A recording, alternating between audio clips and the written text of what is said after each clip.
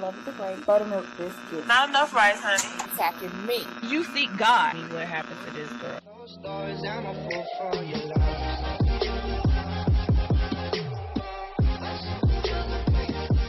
Please don't forget to hit that like and subscribe button for your girl. Hello.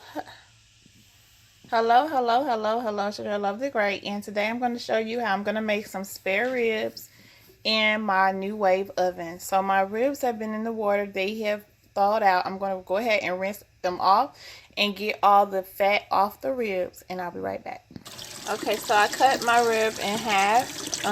This is one that has the shoulder on the back. So I just picked a spot that you don't have to cut through that shoulder bone because it's kind of hard.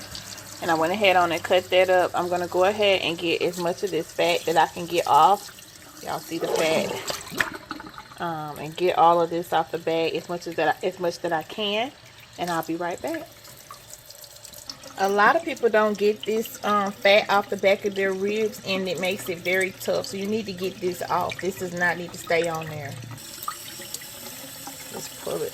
It's easy once you grip it. You can grip it right here. You can take your knife and stick it under there and just grip it, and then it's easy to peel off. Okay, so these are the seasonings that I'm going to use on my ribs. I'm using some garlic salt. I usually use garlic powder, but I don't have any, so I'm going to use garlic salt. Italian seasoning, some onion powder, some seasoned oil, and some crushed red pepper. I'm going to go ahead and season both sides of the ribs really good. Rub that on there really good.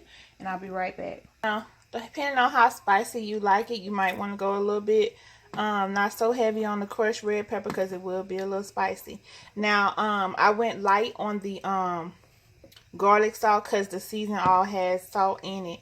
I'm going to go ahead and season the other side. And again, I'm going to put a little bit extra on there and rub it on really good. Okay, so I laid my ribs on my Nuwave. What I'm going to do is just top off with just a little bit more seasoning. And I did put a little bit of apple cinnamon. Excuse me, not apple cinnamon.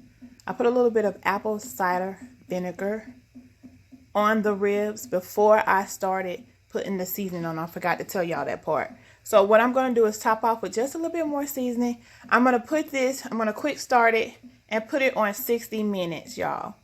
And once it's done, once the 60 minutes is up, I'm going to put in some foil paper, some onions with a little butter, salt, and pepper. And I'm going to stick it at the bottom of the Nuwave.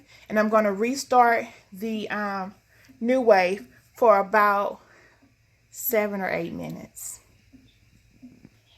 Okay, so I'm hitting cook time. I'm putting 60, and I'm just going to hit start.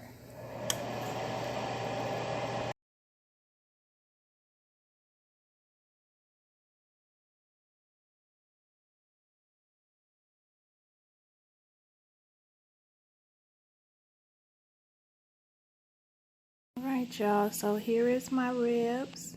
I got the onions on there. I got some cabbage on the side, and then I was gonna make a Mexican cornbread, but I ended up taking a long time doing a live stream, so I just made a piece of cornbread on the stove. This is a cornbread cake.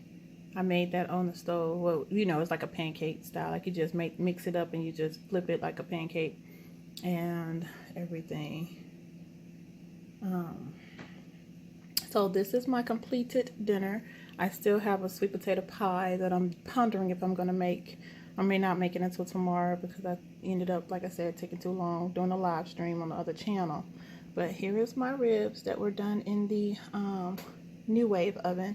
I had them in there for 1 hour, and then I put them back in there. Well, not put them back in there, but I left them in there for an additional 7 minutes. I had my onions and my butter in some foil paper for 7 minutes, and then I just, you know, cut them up.